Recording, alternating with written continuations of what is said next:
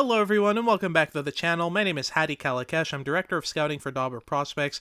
Long time no see. It's been a while. I've been up to my neck in preparation for the draft. It's been a quite hectic time of the year. But now that it's all done and taken care of, I am more than happy to bring you my top 96 for the 2024 NHL Draft.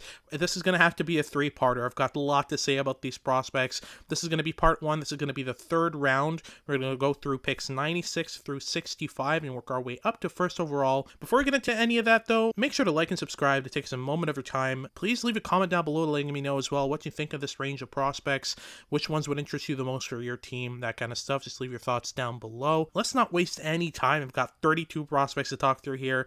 At 96 overall, I have Fodor Avov, a 6'3", 190-pound left shot right winger who plays for Capitan Stupino in the MHL.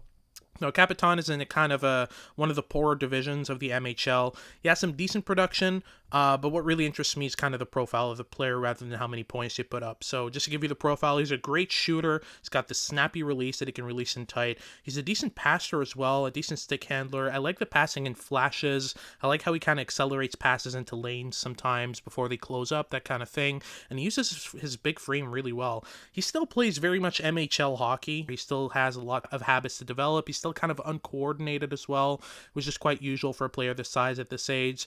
But for me, he's worth a bet on the upside. I think that there's decent runway to work with here. It's just he's a long-term project. Moving on to number 95 in my rankings, we have Alexander Zetterberg, and he's pretty much the opposite of Avramov. 5'8", 159 pounds. He's been playing for Örebro in the J20 League in Sweden. And he's just incredibly smart. He's an amazing playmaker, and he's also kind of an underrated shooter that goes under the radar in this game. The issue with Alexander Zetterberg and what keeps him from being higher in my rankings is that he's small and he plays small. That's a bad combination. Still, I saw some glimpses at the World Juniors against Canada's big defenseman that made me think that maybe he could make it work in the NHL, and that's why he kind of just cracked the end of my third round there.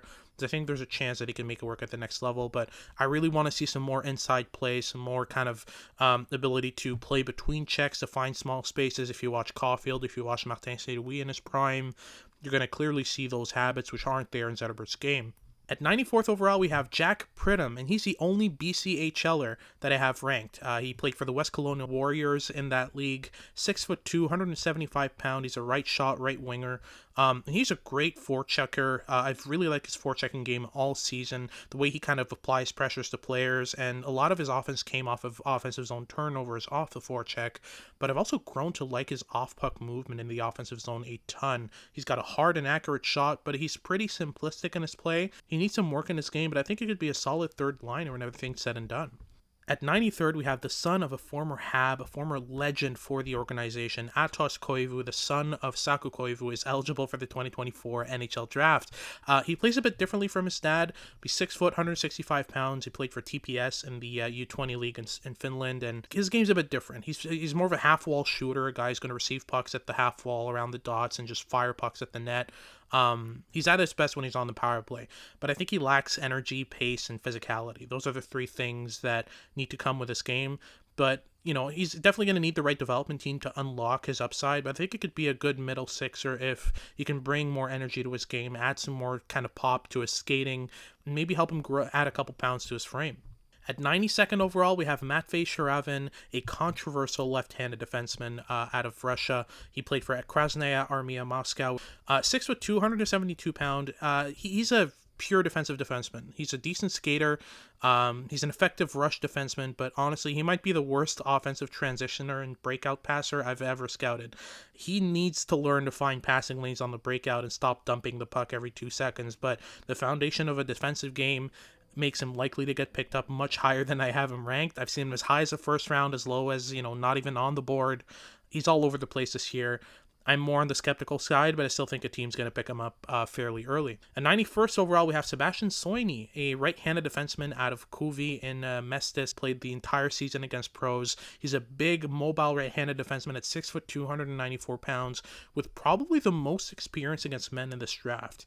I think he's a bit too simplistic for my liking, with the puck especially, but he's really easy to project as a bottom pair, kind of shut-down defenseman who can transition the puck. His skating's really good as well, which uplifts his game a bit, but I think the foundation of his game is going to be defense, and if he can maybe add a bit more breakout passing to his game, that's great. bottom pair defensemen, even the worst bottom pair defenseman in the NHL, can do more than just defend. So I think it's really necessary to add that to his game. At 90th overall, we have Luke Mistelbacher of the Swift Current Broncos in the WHL. He's an average size center, 6 foot, 195 pounds. Mistelbacher's a bet on hockey sense, in my opinion. He's a good scorer, but his scoring really goes through his brain rather than his tools. It's really that he makes great decisions with and without the puck that lead him to offensive zone chances. His skating needs work. He's not really the most skillful guy, but I think with the hockey sense and the effort level that he brings every game, he could be a good third liner. At 89th overall, we have Luca Morelli of the Oshawa Generals in the OHL. He's a right-handed defenseman, 6'2", 180 pounds. To describe it in one word, he's a suppressor. He's aggressive off the rush on both ends, whether that's defensively or offensively. I don't think he really has a standout offensive tool, but that ability to suppress the rush going his way and then quickly turn it into offensive rushes going the other way and then jumping into those rushes, joining them and kind of being the fourth attacker. I think that combination of aggression on both ends of the ice, it's worth a shot. I think he could make a decent bottom pair defenseman with maybe a bit more to add to his game, maybe as a number 4 defenseman, but it's more of a long shot. I think he's a clear kind of bottom pair defenseman when everything's said and done. At 88th overall, we have Carson Wetch of the Calgary Hitmen in the WHL. He's a 6'2", 190-pound right winger, and he's the definition of a bottom 6 checker. He's got great energy. He's a decent skater. He's physical, but I don't really see much offense from him. But I think he's going to make a team happy much earlier than I have him here. And in terms of players who could play potentially 150, 200 games in the NHL on a bottom line, on a fourth line in the NHL, Carson Wetch is a decent bet. He's got the foundations for it. At 87th overall, we have Colin Ralph, a 6'4", 210-pound left shot defenseman who played in the U.S. high school system with Shattuck St. Mary's. He's a massive physical defenseman who can skate pretty well. He's a smart breakout passer when he keeps it simple, but once he tries to deke or try to make really complex passes, his game breaks down extremely quickly. He doesn't have the high-end hockey sense to make it work. But when he keeps it simple, when he plays to his strengths, he's one of the most effective defensive defensemen in this draft, and I think that he's got a lot of runway to kind of improve on the things he needs to improve. At 86 overall, we have Veynen of Koko in Liga. He is a 6', 165-pound left shot defenseman. Not an impressive size, but his skating is so smooth. And he spent basically the entire season in Liga and played pretty well defensively. It's something that needs to be noted. I mean, he's already able to handle men at 18 years old. I think that this is something that, NHL teams will look for in terms of the experience, the ability to upscale your game and play against bigger players. Veynen definitely has that, and he has the skating to boot. I don't really think he's going to bring a lot of offense to the NHL, but I think as a bottom pair defenseman who can kind of handle players bigger than him, he's exactly that. I think teams are going to like him. At 85th, we have Brendan McCror of the U.S. National Team Development Program. He's a 5'11", 190-pound left shot forward. He's played center, he's played wing. I'm still not really convinced which one fits better for his game, but to describe him really clearly, he's a hard worker, he's responsible defensively, but he also has the added bonus of really, really good hand-eye. His ability to tip pucks around the net, to bat pucks out of midair, and his kind of ability to corral pucks in motion, which for me is a part of hand-eye coordination, are really, really good. And I think that that's a good foundation to build off of. I don't see much more than a third liner in terms of upside, but I think he's got a decent chance to get there. At 84th overall, we have Heikki Ronen, a Finnish center playing in the U20 league over in Finland.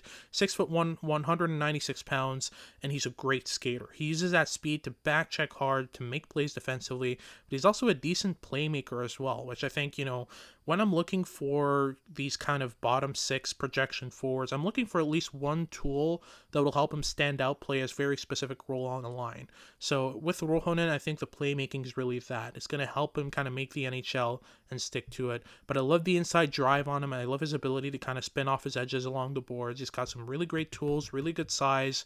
He's an interesting player.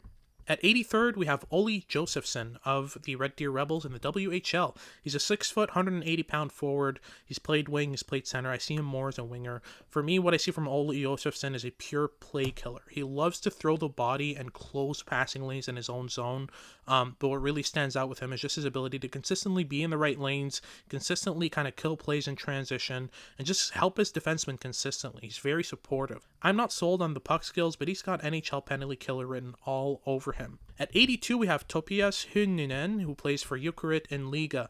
He's a 5'10", 170-pound left winger. He was a teammate of Consta Hellenius all year. They played on the same line sometimes. That's really when he stood out to me. He's got quick feet. He's got a great defensive game. I like the playmaking skill, maybe not as much as Ronen, who we mentioned earlier, but it's still good enough. But for me, Hunen has the higher motor of the two.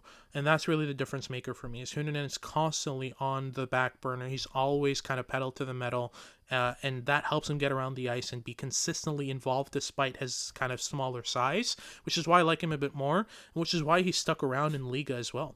At 81st overall, we have Ondrej Kosh, a Czech left winger who played in Mestis the entire year, which is Finland's second division of pro hockey. He played for Kuvi, and what I've liked from him all season is just how projectable his game is. Despite kind of being on the slimmer side at 150 pounds, you really don't notice on the ice. I wouldn't be surprised if that number's wrong even. He forechecks hard, he plays really well physically, he plays the boards extremely well. What I like especially is that his reactions are quick. He's got quick feet, and he's able to get around the ice fairly well, to get to the right spots with the right timing. These little details are really, really projectable in his game, and I think that he's going to have no problem upscaling his game to North American ice and eventually to the NHL, because everything he does is inside of tight spaces. He's not a player that benefits from open ice a lot, like a lot of other kind of European wingers. Ondrej Kosh's game is built for North American ice, and I think he's going to have no problem translating. At 80th overall, we've got a special player. I'm excited to talk about him. It's AJ Spelly, who played for the Windsor Spitfires in the OHL. He's a 6'3", 190-pound forward. He's played center, he's played wing, but he projects more as a winger for me. He's got insane straight line speed for a guy this big. He grew up playing football, and you can tell through his rush patterns, his ability to kind of weave through pressure, and he can just truck through guys when they try to get in his way. He's got a great shot, decent playmaking. I think he needs to improve his reads. He's still far from the NHL, in my opinion. He's still fairly raw. You can tell that this is a player who hasn't been on the ice for as long as, the top-end prospects in this draft. But with the amount of tools he has, the athleticism he has, I think if you can make his reads a bit better, you're getting a very special player. He reminds me a bit of Josh Anderson when he gets trucking. Like that size and that speed is ridiculous when combined. At 79th overall, we have Will Skahan, the 6'4", 212-pound left shot defenseman out of the U.S. national team development program. And with Will Skahan, this is lower than a lot of people have him. I'll kind of justify this for you here. He's got a massive reach. He's a big physical defenseman who can skate really well, but he's not the brightest bulb. He can get way too aggressive at times. He's like a less skilled Nikita Zadorov out there at times. He's probably a bottom pair defenseman, but he's also probably going to get picked somewhere in the mid-second round, kind of around the 45 range by a team that's really looking for big physical D-men, because he's right in their alley, and he's really easy to watch. He plays for the NTDP, so he's gotten a lot of reps. Scouts watch that team a bunch, so I wouldn't be surprised at all if he's picked way higher than this, but I have more questions than answers when it comes to Skahan's hockey sense. At 78th, we have our first goalie that we're going to mention. It's going to be Emil Vinnie. He's a 6'2", 185-pound goaltender who played for Jokpi and Mestis. He played in the Finnish second division of pro hockey this season, also played some under 20 games. To describe him, he's just an extremely aggressive goaltender, which works really well with his kind of average frame and his ability to make really, really smart reads. I love his post coverage as well. He's not a player that's easy to beat off of corners and kind of these bang-bang plays. He's quite kind of straightforward and simple and aggressive. You have to make a cross-ice pass to beat him. That's the only way, because he'll leave his net by 6, 7, 8 feet. He doesn't care, which is really, really entertaining to watch. At 77th overall, we have Brody Zemer, another forward from the NTDP, 5'11", 192 pounds, right shot center. He's a really, really reliable center who can play any role you put in front of him. You want him to be a scorer? Sure, he'll do it.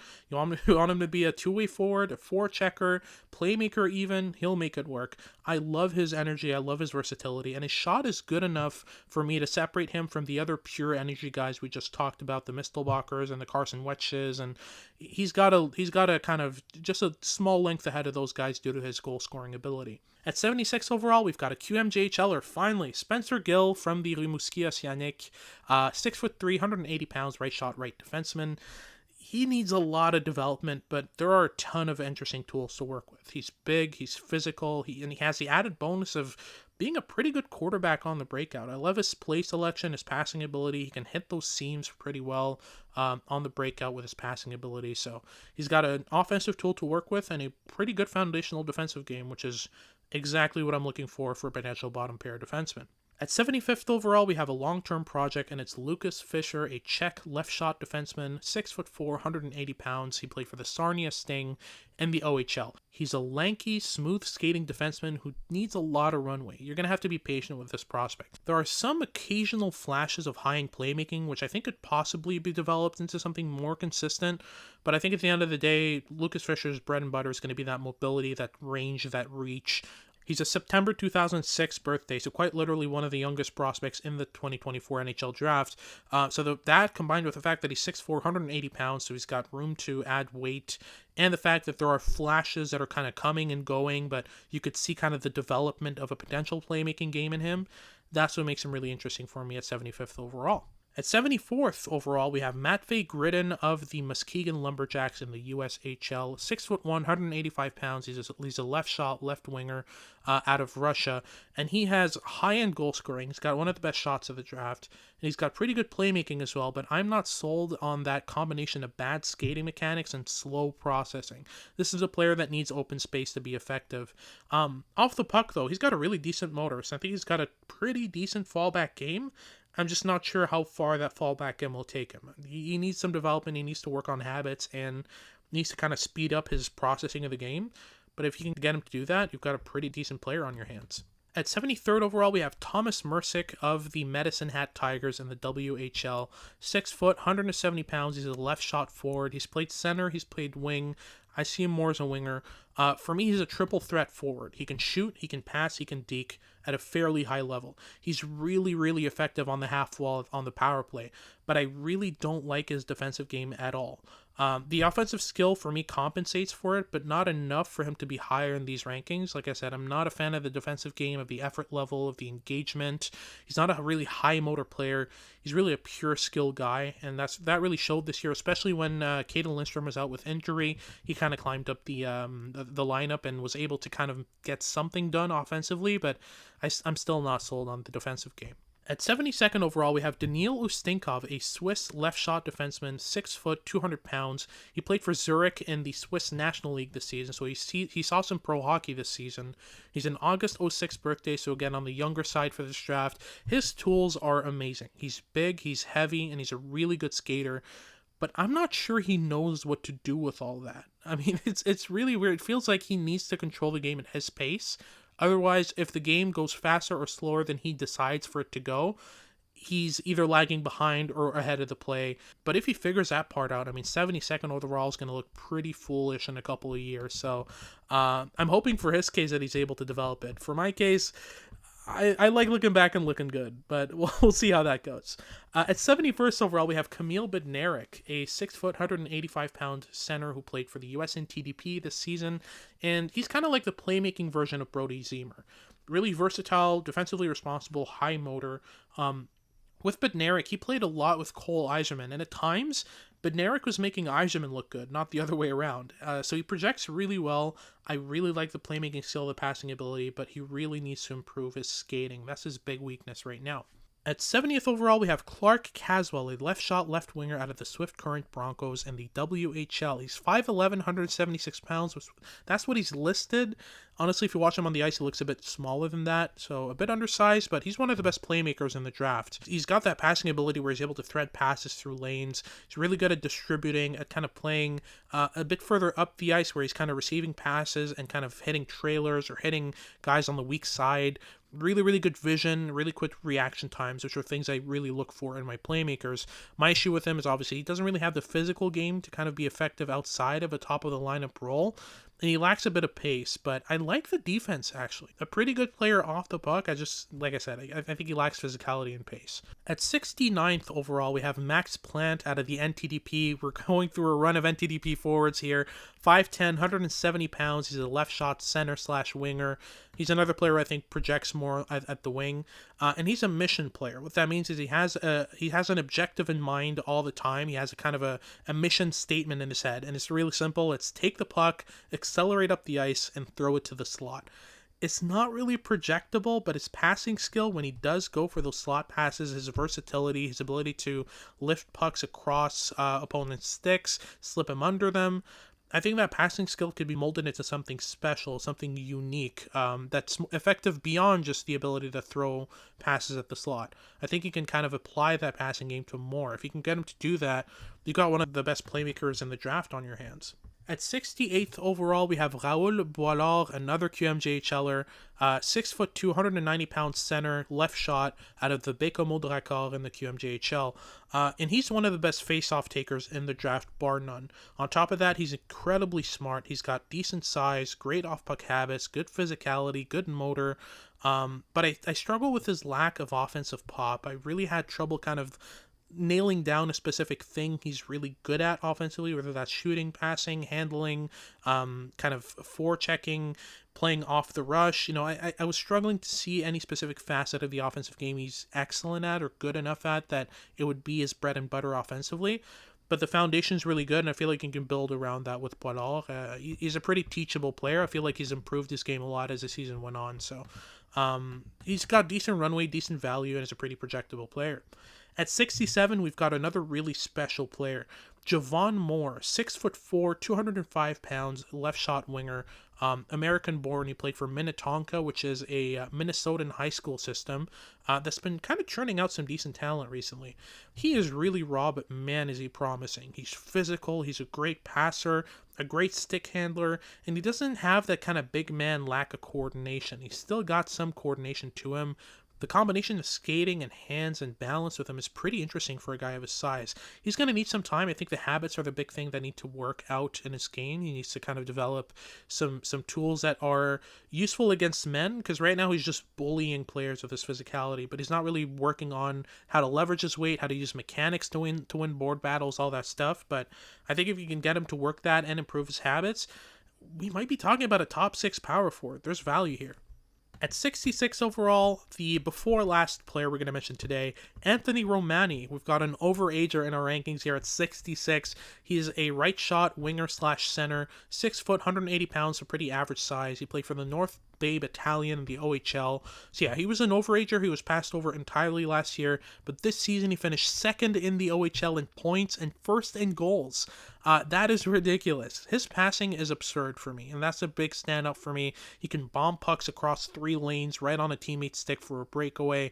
And on top of that, he's got an NHL shot. The issue with him, which was the same last year, he's not the fastest, he's not the most physical, but the difference this year is that he's added so many translatable habits, so many translatable tools and kind of decision-making skills that have really helped him get to the right spots offensively all the time and compensate for the lack of speed or physicality.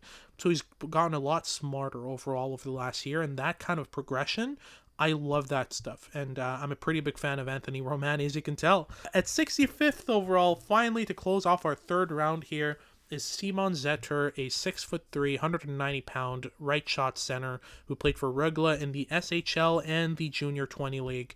I've liked his SHL tape especially. He's a big center who's one of the best net front presences in the draft. He works the boards extremely well.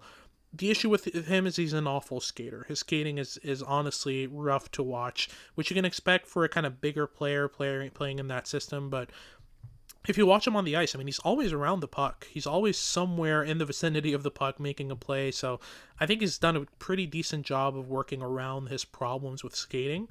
I still think that he needs some work, though, to be to make him a true NHLer. But if he makes it, I mean, I wouldn't be surprised if an NHL team sees the skill set, especially a contender, and thinks, yeah, we're gonna pick him up with our 30th pick. Like, that wouldn't surprise me at all. He's got the profile of a contender's favorite. The things he does are really translatable. He's great defensively.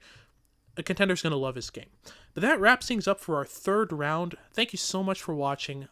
Make sure to like and subscribe again. It takes a moment of your time. If you like the video, please let me know down below in the comments as well. Let me know what you think of my rankings. If there's a player I'm too high on, too low on, I promise there's more coming. We've got 64 more players to go through. We're going to go through picks 64 through 33 in part 2. It's going to be my second round. And then after that, we'll check for the first round. If it's going to be 2 segments for 1, I'll keep you posted. But in the meantime, please always make sure to hit the notification bell so you know when the next episode's coming out. I'm Hadi Kalikesh, Director of North American Scouting for Dobber Prospects. Thank you very much for watching, and I hope you tune in for our second round.